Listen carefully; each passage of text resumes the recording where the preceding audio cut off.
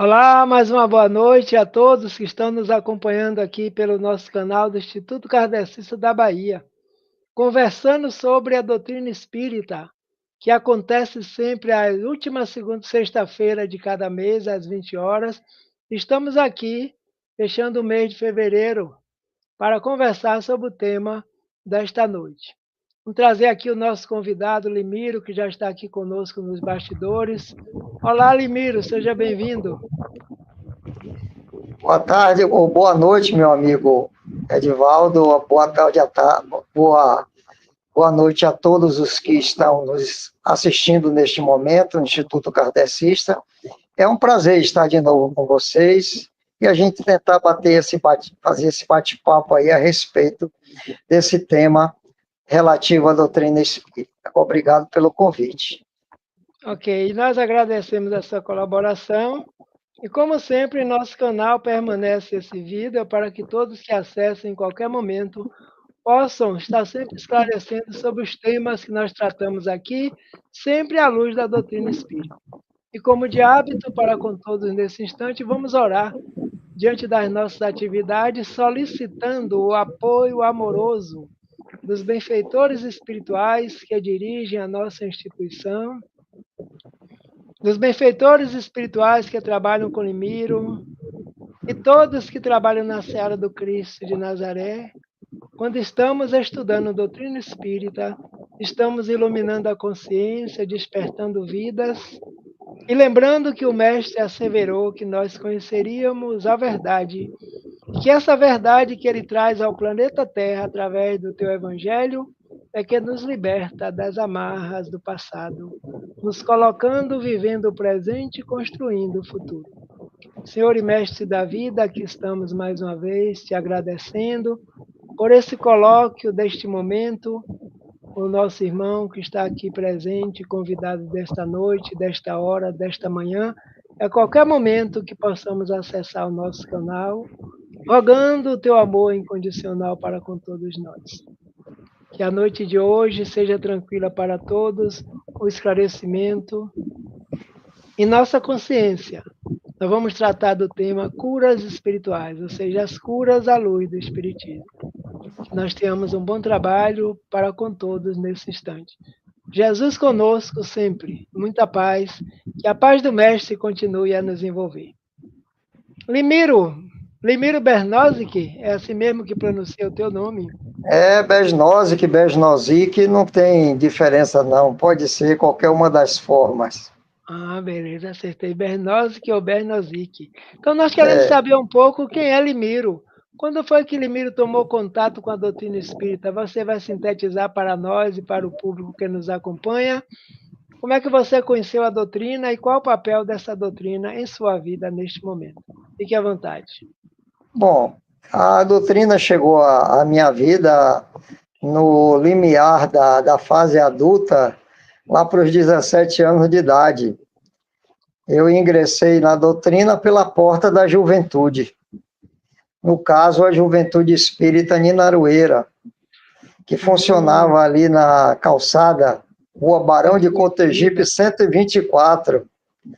É o Caminho da Redenção, o Centro Espírita Caminho da Redenção funcionava ali, antes de se transferir lá para o Paulo da Lima.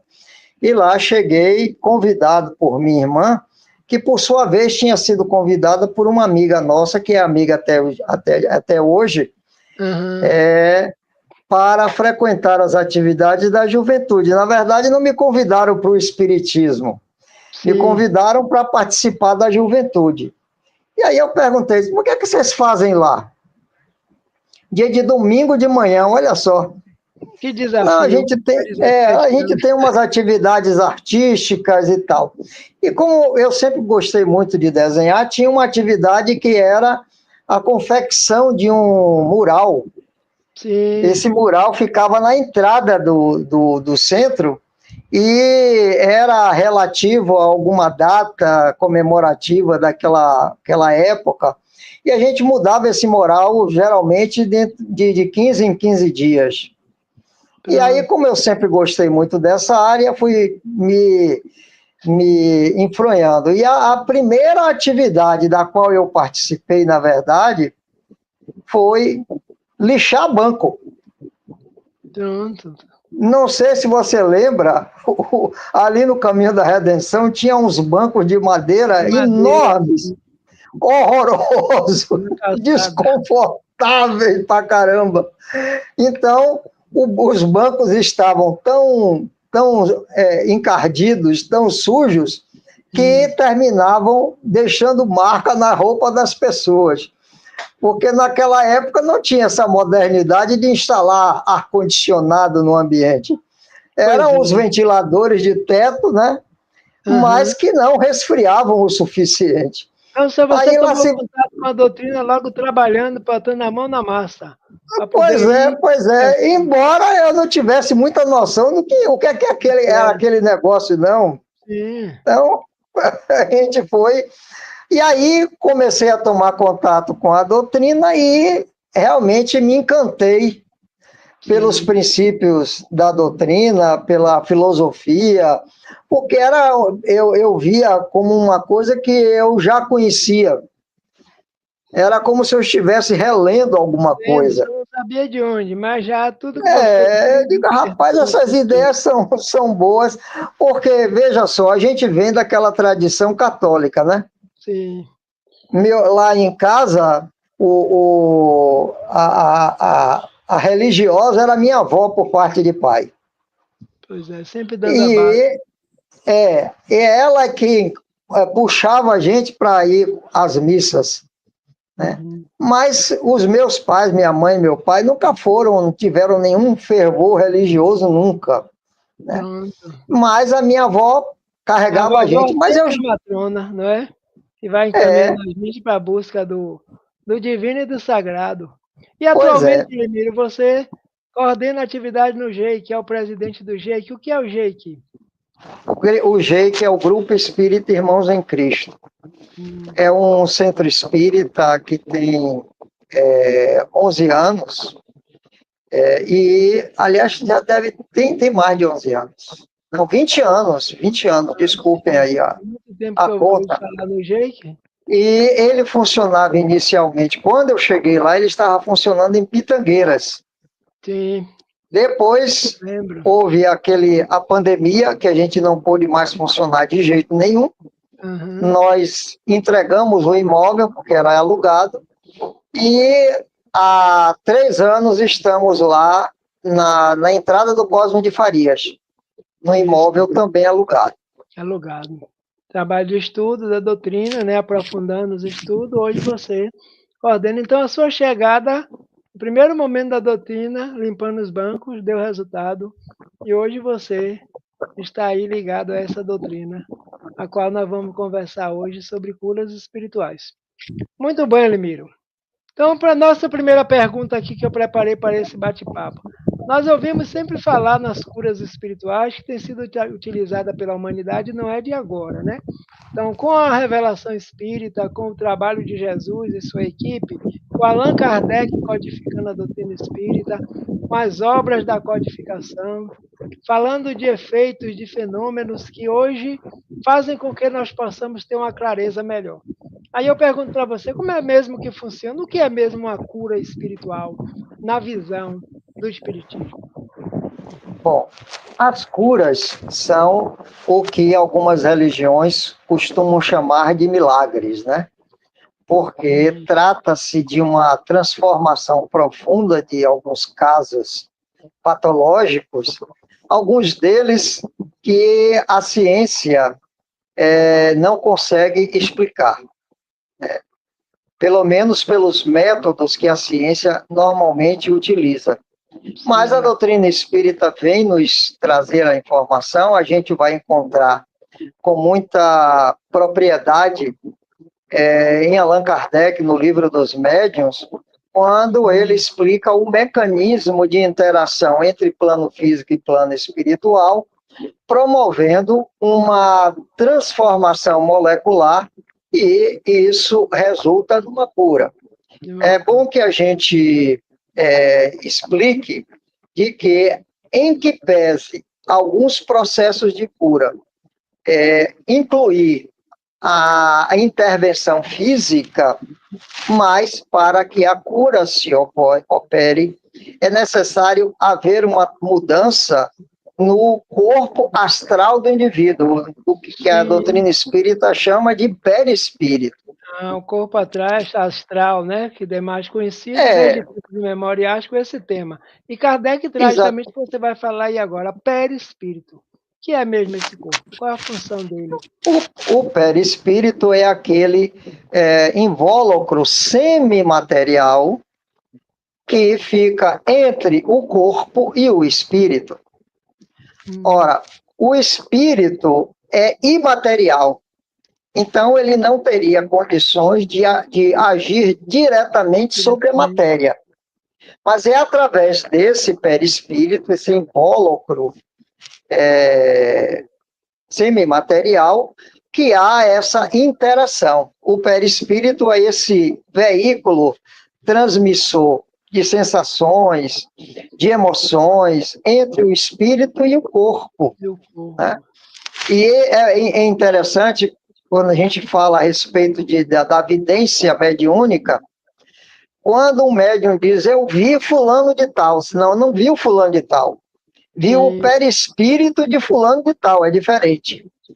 Porque é o perispírito que dá forma ao próprio corpo físico. É o perispírito que foi utilizado por aquele espírito, né? Para que a gente o reconheça. Então, o perispírito pode ser visualizado. Pode ser visualizado. Já o espírito, ele não tem forma, porque ele é imaterial. Então, os espíritos nos dizem que o perispírito vai acompanhando a trajetória do espírito e vai também evoluindo. Nós todos temos esse corpo. Na verdade, nós encarnados... Todos nós temos. Sim. Exatamente. E os desencarnados, só tem esse, porque não tem mais a matéria. O desencarnado tem o perispírito. Aí a gente vem com um detalhe. Sim. Quanto menos evoluído é o espírito, mais denso é o seu perispírito. Então, os espíritos evoluidíssimos são luminosos, são diáfanos. Eu me lembro que uma vez eu estava com Marcel Mariano, em Brasília, nós ocupamos o mesmo quarto de hotel naquele primeiro Congresso Espírita Brasileiro que a FEB fez na modernidade, e ele me relatou algumas cenas que ele viu na cerimônia de encerramento do Congresso. Sim. Ele disse que em determinado momento chegaram vários espíritos que ele não conseguiu identificar o corpo físico, porque eram todos, parecia feitos de luz. Então, para a gente ter ideia de como o perispírito se quintessencia, vai se tornando tão diáfano que aquela forma humana fechada, definida, já não mais existe. Em relação aos espíritos menos evoluídos, mais brutalizados, o que a gente tem até é a possibilidade da chamada zootropia, né?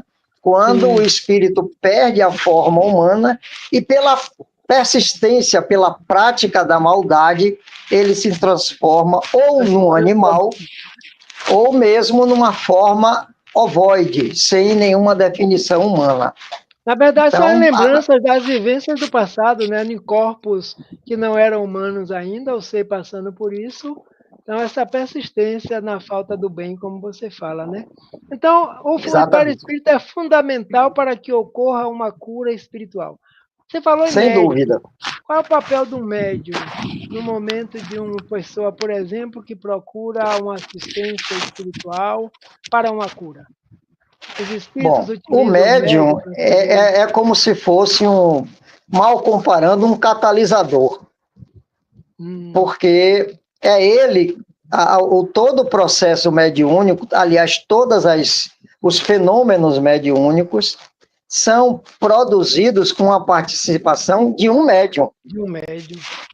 No caso da cura, é um fenômeno classificado como fenômeno de efeito físico, porque é um fenômeno que produz resultados visíveis e não apenas para o médium ou para uma parte das pessoas presentes. Há a utilização de uma substância chamada ectoplasma, Sim. substância essa estudada por alguns companheiros de Kardec, como William Crookes, como Charles Richer, Lombroso e outros pesquisadores daquela época, do século XIX especialmente. Esse ectoplasma é uma espécie de fluido que, combinado com o fluido do espírito e o ectoplasma é expelido pelo médium. Esse ectoplasma é utilizado pelos espíritos curadores para promover essa transformação molecular no corpo físico. Sim. Então, a cura começa no perispírito. Isso que eu ia lhe perguntar. O perispírito é digamos assim, o essencial para poder atingir o físico, não vai diretamente... Exatamente, ele é o que alguns pesquisadores chamam de modelo organizador biológico. As doenças que nós trazemos, as chamadas malformações, as doenças de nascença, né, têm as suas raízes nas marcas do perispírito do indivíduo. Quando, a depender do tipo de experiência que nós tivemos no passado reencarnatório, nós vamos trazer essas marcas gravadas no perispírito. E, em algum momento, às vezes desde o nascimento, essas marcas, como se eu poderia dizer, eclodem. Sim. E aí podem trazer, por exemplo, uma disfunção cardíaca, um problema pulmonar. É muito comum dos espíritos que cometeram suicídio reencarnarem com doenças sérias a partir do tipo de morte que eles resolveram se dar no passado. Então, a gente se questionava muito, né, Lalimiro, quando nascia uma criança jovem, um bebê, já com um problema seríssimo no cardíaco, no pulmão, ou no fígado, ou na garganta, e nós ficávamos perguntando como é possível um ser que está chegando agora, está iniciando, que fez? Se a reencarnação não existisse, como é que nós poderíamos explicar? Então você fala aí da questão que já vem com a nós, espírito. Então, possivelmente está ligada à nossa conduta moral ao longo dos tempos do que a gente vem fazendo na vida. Exatamente. Na verdade, a lei de Deus nos observa através da nossa moralidade. Sim. Muito menos dos nossos atos. Eu costumo dizer, o pessoal lá, quando a gente está nos estudos, que Deus nos observa, a lei de Deus nos observa, porque é bom a gente tirar um pouco essa visão de Deus, aquele velhinho de barba branca lá na Capela Sistina, né? Porque Deus não pode ser personificado. Você veja que os judeus dizem que ninguém pode ver a face de Deus. Então, a lei de Deus nos observa muito mais pela nossa intenção do que pelo que nós efetivamente fazemos. Então, eu posso, por exemplo, salvar a vida de alguém, mas apenas esperando obter benefícios pessoais. A recompensa rápida, como Jesus já dizia, esse já teve a sua recompensa aqui. Exatamente. Olha, se contente com isso, porque é só isso que você vai ter. Satisfez o indivíduo. Pronto, a fama, a glória ou coisa que tais.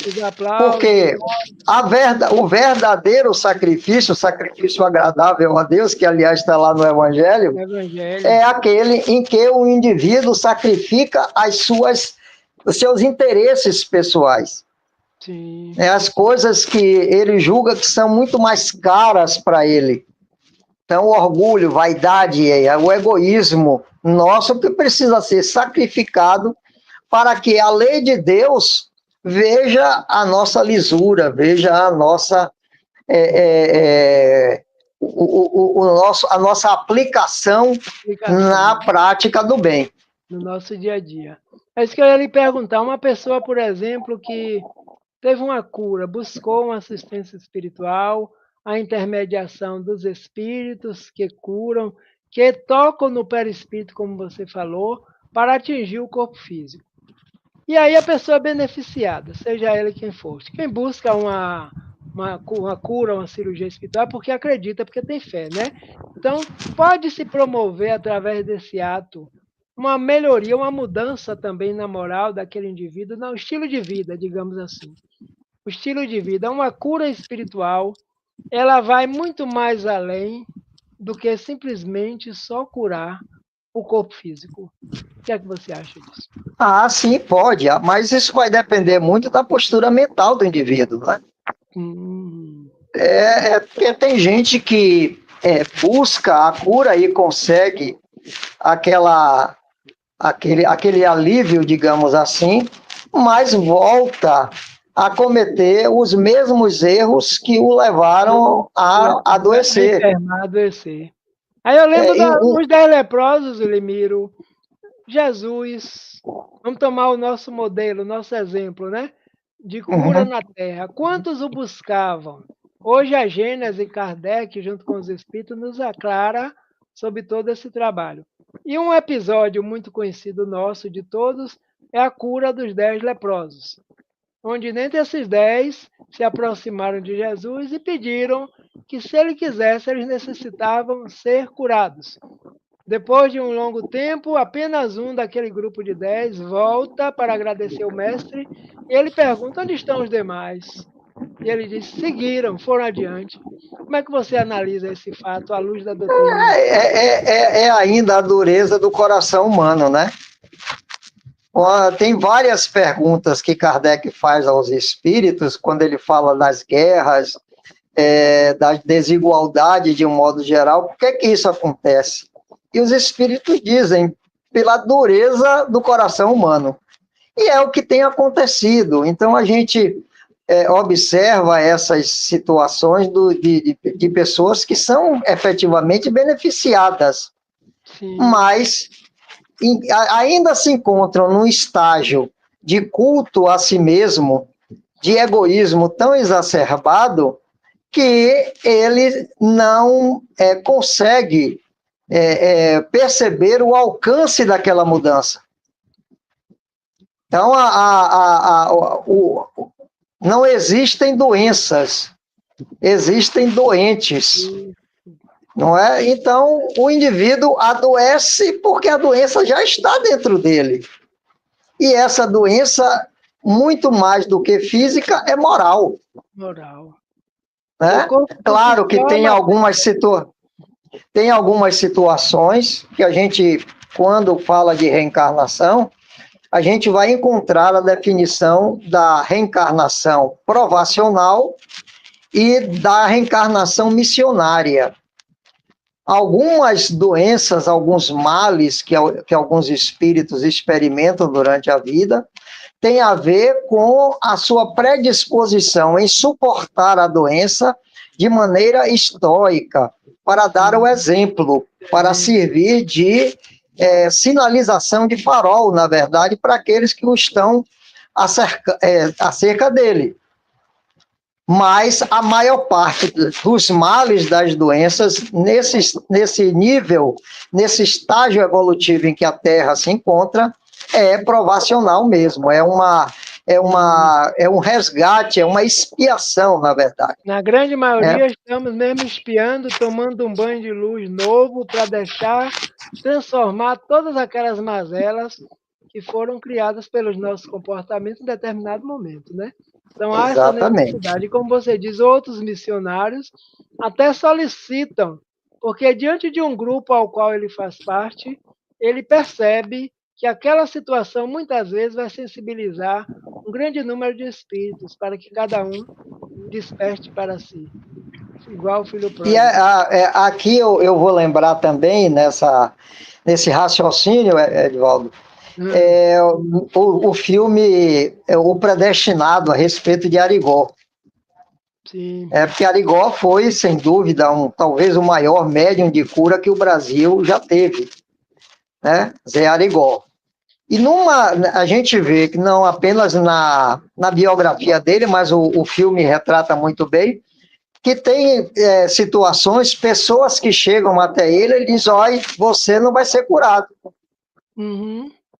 Né? Porque está dentro da programação reencarnatória do indivíduo passar por aquela situação. Exato. E aí, vamos trabalhar com o conceito de que a dor, ela não é punitiva, ela é educativa. Embora muitos de nós não a vejamos assim. Tem muita gente que passa a vida inteira penando, mas continua revoltado, continua brigando com Deus, continua achando que está sendo vítima de injustiça. Às vezes eu castigo, né? Foi o que eu fiz para Deus, eu joguei pedra na cruz, entendeu? Então, esse tipo de raciocínio. Quando o sujeito diz e reconhece que jogou pedra na cruz, menos mal, porque ele pelo menos está sabendo que fez alguma coisa que não devia. Não devia, e teve consequência. Causa e efeito. Exatamente.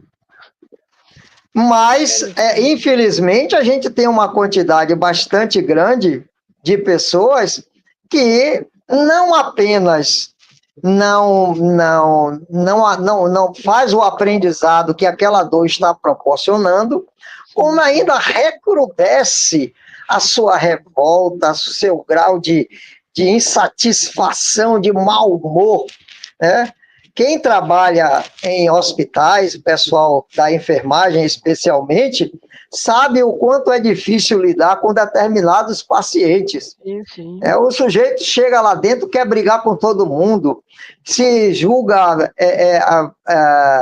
dono de privilégios, quer que as pessoas o atendam a hora e a tempo e a hora, quando você tem ali dentro toda uma gama de indivíduos necessitando de cuidados, e qual é o hospital que tem a quantidade suficiente de auxiliares, de cuidadores, para estar a qualquer momento atendendo as pessoas?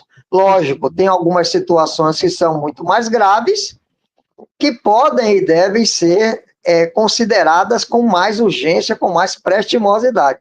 Exato. Mas, fora isso, você tem que ter, o nome já diz, né?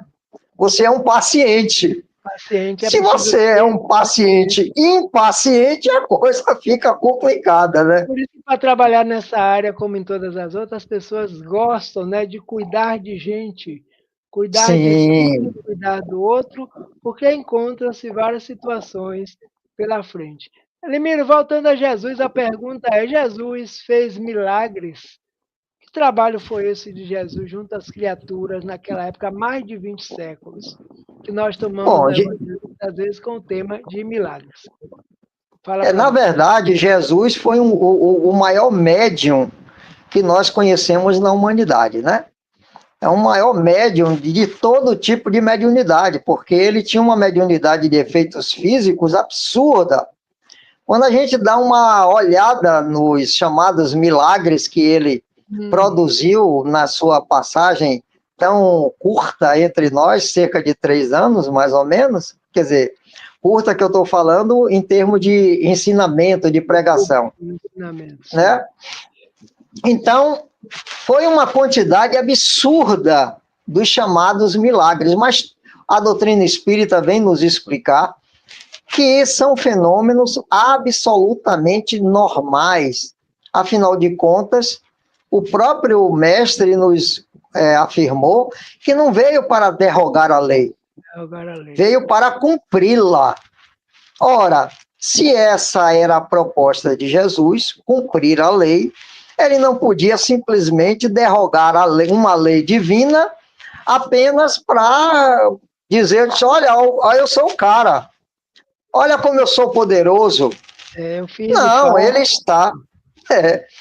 estava, na verdade, utilizando-se dos elementos que as leis naturais lhe ofereciam. Sim. A gente vai ver lá no livro dos Espíritos, quando Kardec pergunta e os Espíritos respondem a respeito das leis naturais, as leis divinas. Isso, que a lei natural é única e cada um de nós vamos conhecendo, entendendo, à medida que nós vamos avançando e compreendendo, né? São as E mesmas são leis, imutáveis, né? né? As leis são imutáveis. Então, o que Jesus fez foi essa manipulação dos fluidos de ectoplasmas. Imagine você a capacidade de esterilização de ectoplasma que Jesus tinha. Pois é, eu lembro do A caso, ponto lembremos do da caso da mulher, a mulher hemorroísta. hemorroíça, que Isso, apenas tocou nas vestes dele. E ele, com a sensibilidade que tinha, disse: alguém me tocou. alguém me tocou. Tinha uma confusão. Gente, eu não sei se você já leu a tradução do Novo Testamento feita por Haroldo Dutra. Ainda não. Pois é interessante, porque é o trabalho que ele realizou e foi traduzir o Novo Testamento do original. A FEB financiou todo o trabalho que ele fez e ele fez viagens lá para aquela região, Grécia, Israel, voltou de lá com 0,5 tonelada de livros. Nossa, foi buscar na E fonte. aí fez uma tradução, e a gente vê, na verdade, que o trabalho de Jesus foi um trabalho assim monstruoso, uma coisa assim inimaginável nos dias de hoje. Então, quando Jesus saía à rua, ele era cercado por uma multidão. A multidão, sempre presente onde ele estava. Hoje temos a mediunidade de Chico, Amélia Rodrigues, Joana de Ângeles, Emanuel, trazendo todos esses informes para nós, né? No caso da mulher Exato. hemorroísta, Kardec vem explicar. Então, quantos estavam ao redor dele buscando a cura e não obtiveram essa cura? E a criatura disse: se eu tocar, nem que seja na fibra da sua roupa, de por que, mestre, alguém me tocou? Porque de mim saiu virtudes. Olha que interessante, esses A fluidos circulares. sensibilidade dele de perceber que houve essa interação. Isso. Ver como a sensibilidade mediúnica que Jesus possuía. Essa capacidade de perceber aquele oficial romano que pede a cura do seu servo à distância, nem precisa, Nem precisa ir mestre, lá. nem precisa ir lá. Pois é, E ele movido disse: eu pela fé. nunca vi tamanha fé.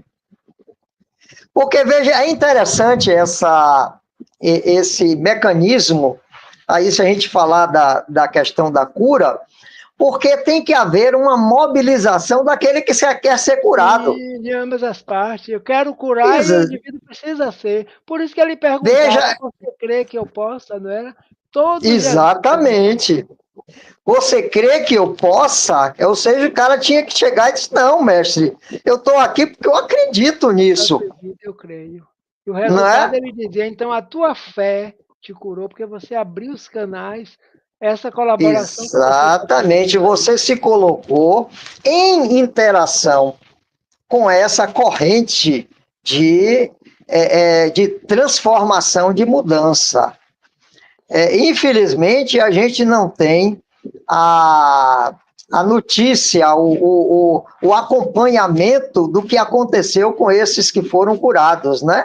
Pois é. São poucos os casos que relatam um pós-cura, né? Mas na maioria dos casos, nós acreditamos. Imagine você ter contato com o próprio Jesus.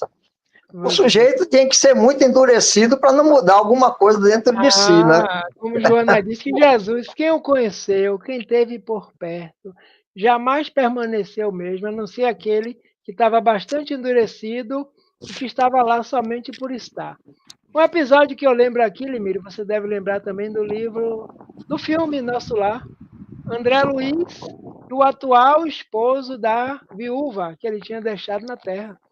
O indivíduo passou mal E ele, quando chegou lá, no momento ele estava ainda carregado de ciúmes por essa situação, porque a mulher casou de novo. Mas, por orientações espirituais, o que é que ele fez?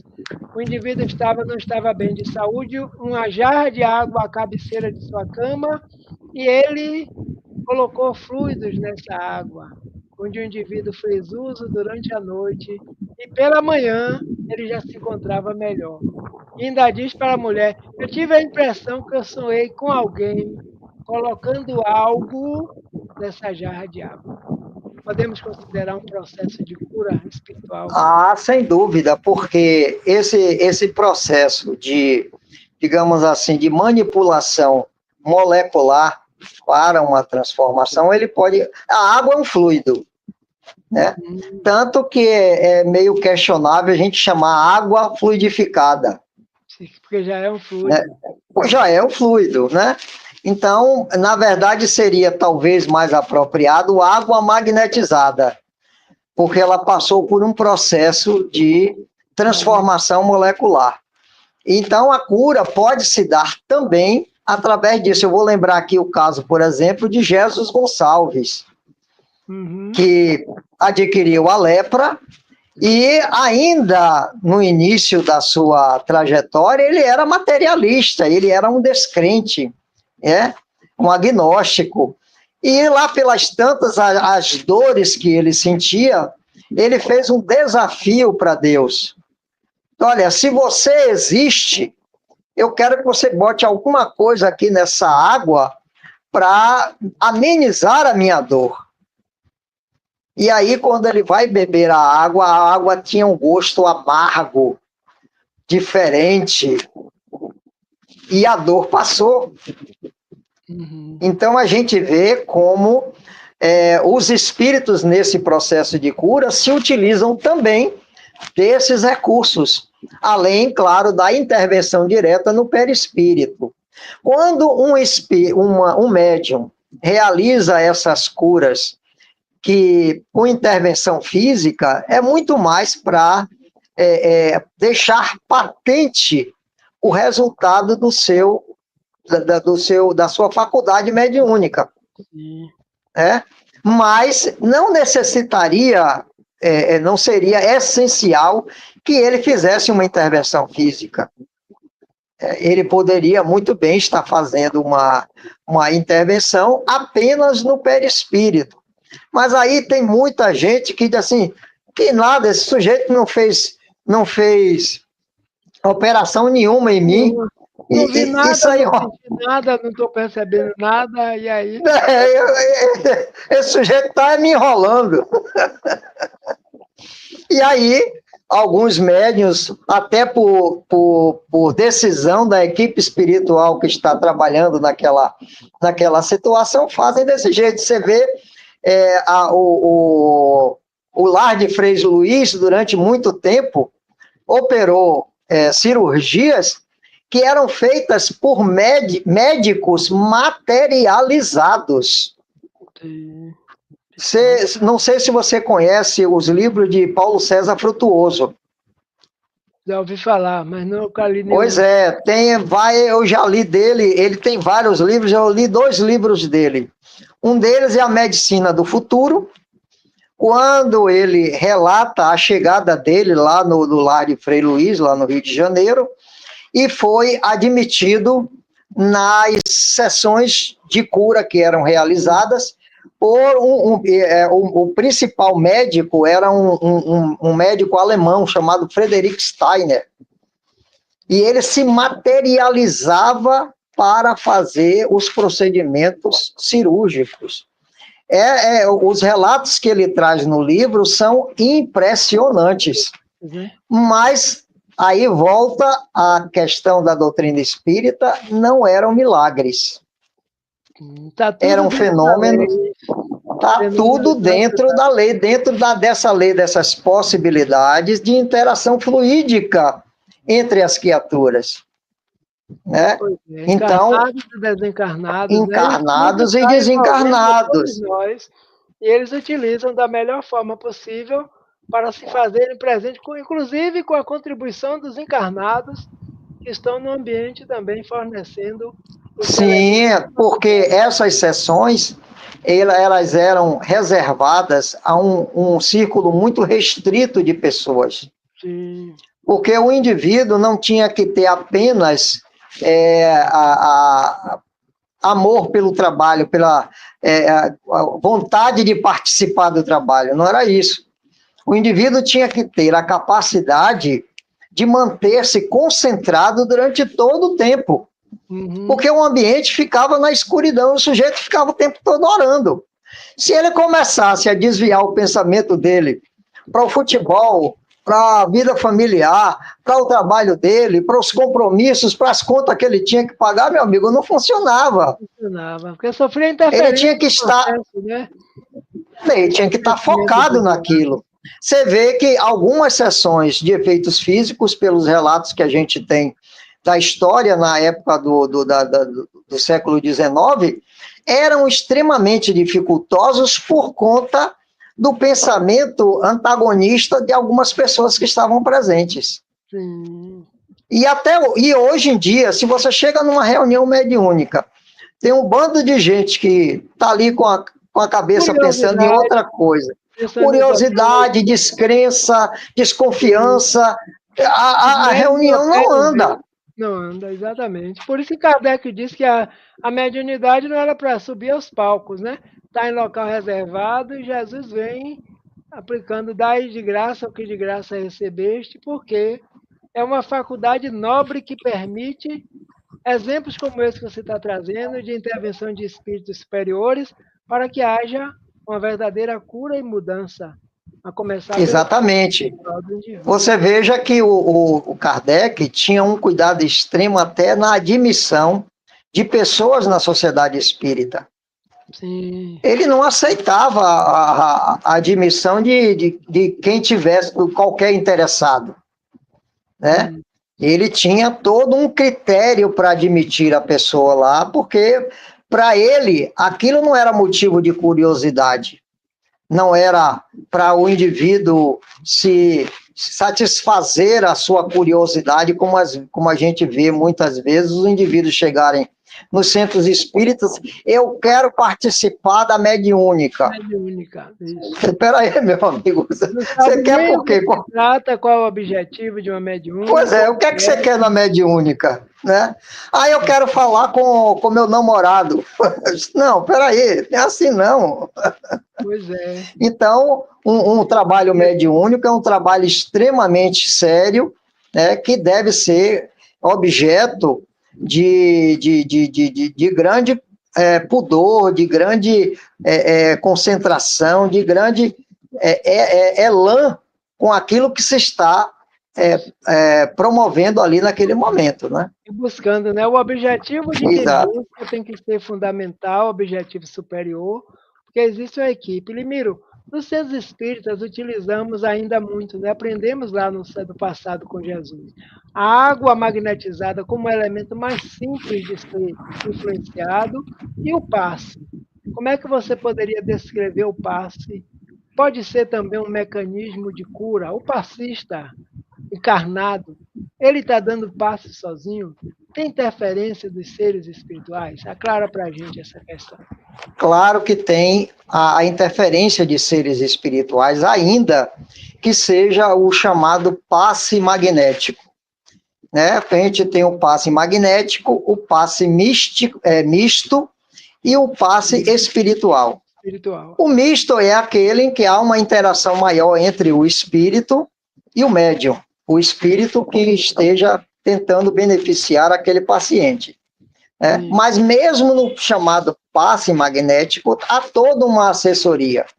Essas ações que levam em conta a presença dos espíritos nunca são realizadas sozinhas.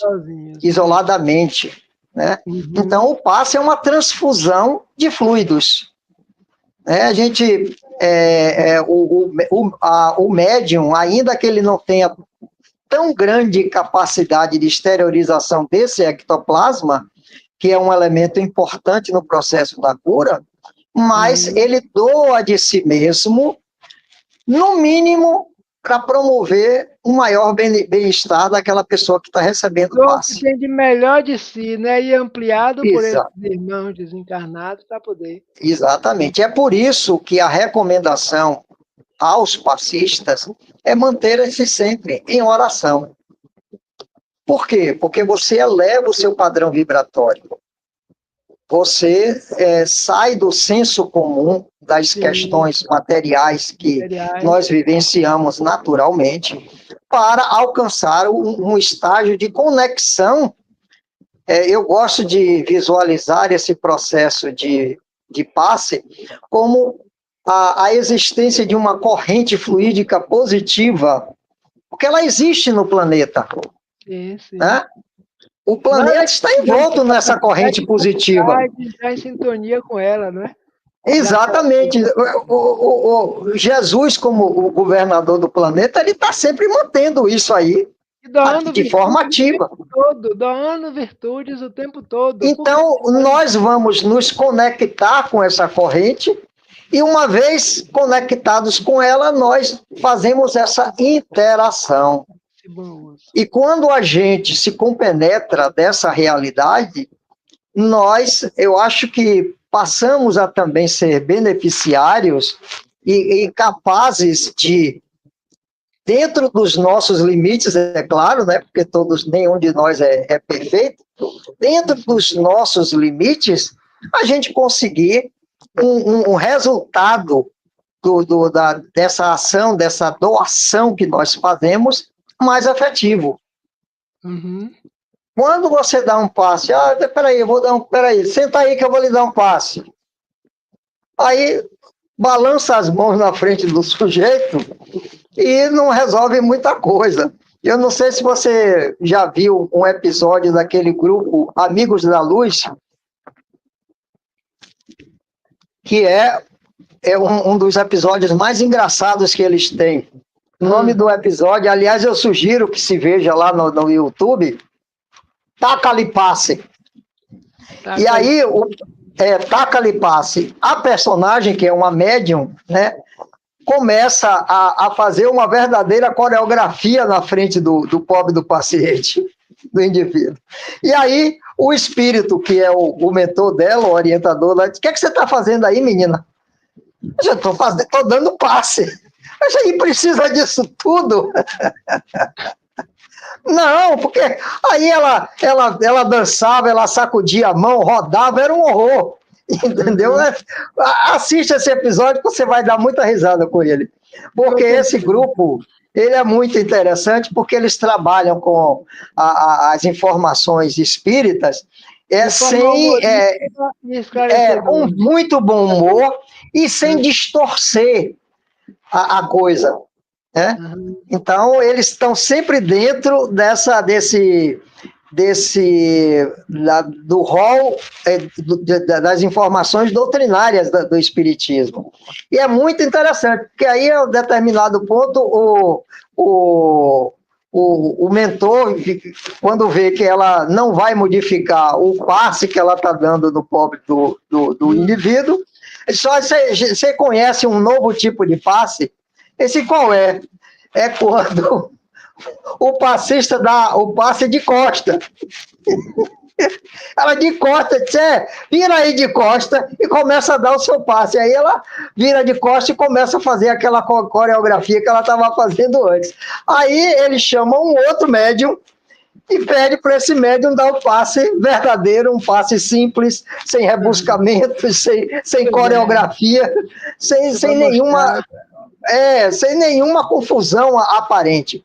Então, para a gente ver os procedimentos espíritas, uma coisa que me chamou a atenção, desde o início que eu tomei contato com a doutrina, foi a sua simplicidade e o fato de ser desprovido de rituais, de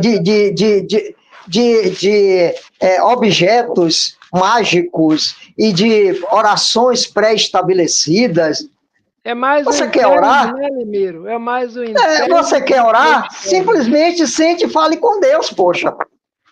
Isso. Você não precisa decorar uma prece enorme, né? Seguir uma toda uma liturgia, nada contra as religiões que têm os seus rituais. Não estou aqui fazendo nenhuma crítica. Deixar o coração Mas a doutrina... falar.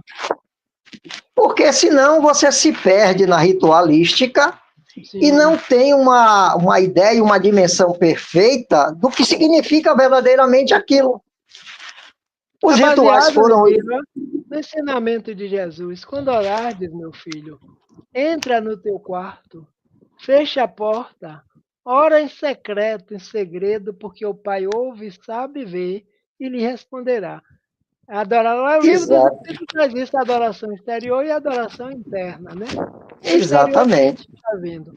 Primeiro, uma outra pergunta, para a gente encerrar nosso trabalho. Veja bem, você falou aí no passo intermediação dos espíritos, o médio, na grande maioria, não estão a sós, realmente não estamos, sempre assessorado e acompanhado, direcionado por espíritos que estão vendo a situação do paciente. Você falou também da oração. Eu posso chegar no local, tranquilo, suave, fazer uma boa leitura e rogar assistência espiritual sem a presença de médios. Eu posso também receber esses fluidos que vêm do universo, que vêm do cosmos, em benefício de uma harmonização interior, de um equilíbrio. Fala para a gente sobre essa questão. É verdade. Não nos esqueçamos que o Kardec define, na verdade, todos nós como médiuns. Né? Alguns têm uma faculdade, digamos assim, especial. Em alguns chamam de mediunidade ostensiva. Aquela que é visível que o indivíduo é médium. Mas mesmo aqueles que se dizem porta, né? Porque tem gente, não, eu sou uma porta, eu não vejo, não ouço, não vejo, não ouço. Exatamente. Qualquer indivíduo, porque a regra que Jesus nos trouxe em relação à oração, ela é geral, ela não é específica para ninguém.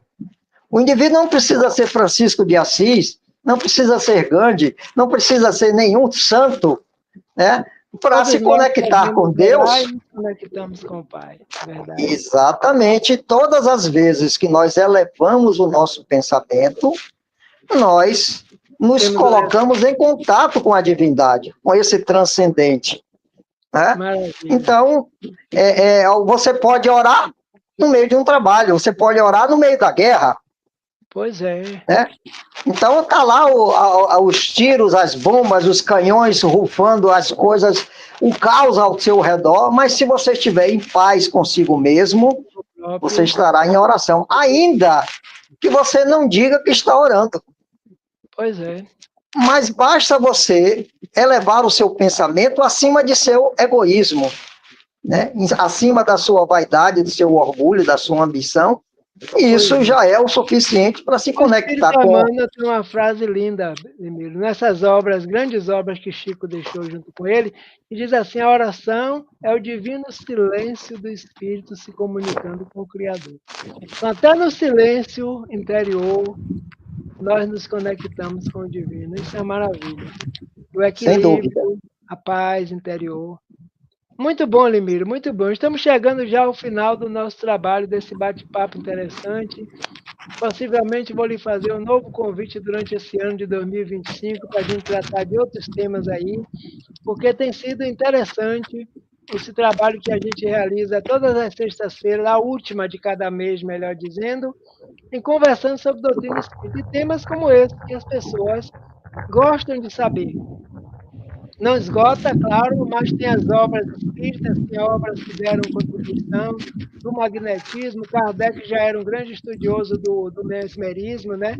Do magnetismo que desenvolveu com os espíritos, e hoje as casas espíritas, na sua grande maioria, utilizam esses recursos do passe, da água magnetizada oferecida, da vibração à distância, né? Tudo isso com recursos que são próprios de cada um de nós e que podemos botar em utilização, como bem você falou, através da mediunidade que cada um possui, de acordo com a sua necessidade. Então, eu lhe agradeço, Limiro, por essas grandes reflexões que nós fizemos aqui nesse momento. Nós estamos concluindo o nosso Conversando sobre Doutrina Espírita deste mês de fevereiro. E para encerrar, eu vou utilizar ainda você como um grande instrumento desse momento para fazer a nossa prece, encerrando o trabalho desta noite, ok? Ok, eu quero agradecer o convite, agradecer a assistência que tivemos a partir do lançamento desse trabalho, e vamos então elevar os nossos pensamentos a Deus e agradecer. Senhor e Mestre Jesus, é a gratidão que nos move nesses momentos finais do nosso encontro desta noite. Agradecemos a Ti pela mensagem que vieste nos trazer e que possibilita estarmos hoje abrindo as nossas mentes e os nossos corações, ganhando nova consciência de nós mesmos e traçando novos rumos para os nossos destinos espirituais. Agradecemos a assistência carinhosa dos nossos protetores, dos nossos orientadores espirituais, que nos envolvem, nos inspiram e nos ajudam a tomar as decisões mais acertadas em termos evolutivos. Obrigado, pois, Mestre Divino, e permite que encerremos o nosso trabalho em Teu nome. Que assim seja.